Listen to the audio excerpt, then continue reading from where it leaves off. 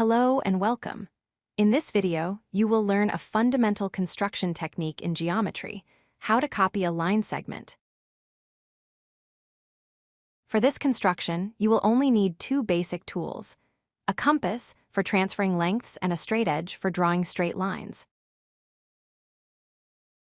Our goal is to create a brand new line segment that has the exact same length as an original one. The key is to do this without using a ruler to measure the length in inches or centimeters. First, we start with our given line segment. Let's call it a B next. Take your straightedge and draw a new, longer line somewhere else on your paper. Pick a starting point on this new line and label it C.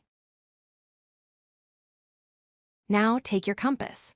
Place the sharp, metal point on one endpoint of the original segment, which is A. Carefully open or close the compass so that the pencil tip rests exactly on the other endpoint.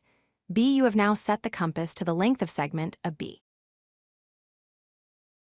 Being very careful not to change the width of the compass, lift it and move it to your new line. Place the metal point on your starting point. C. Now, swing the compass to draw a small arc that crosses the new line. Label this point of intersection as D. And that's it. The new segment you have created, CD, is a perfect copy of the original segment, a B. It has the exact same length. This method is accurate because of how a compass works. A compass is designed to draw circles, and every point along the edge of a circle is the same distance from its center. By setting the compass width to the length of a B, you captured that specific distance. When you drew an arc from the new starting point C, you transferred that exact same distance onto the new line. Let's do a quick recap. 1. Draw a new line and a starting point C2. Measure the original segment OB with your compass. 3. Transfer that length by placing your compass on C and drawing an arc to create point D. The new segment CD is now a copy of OB.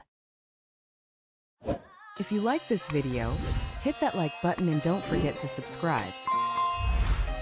Visit codelucky.com for more such useful content.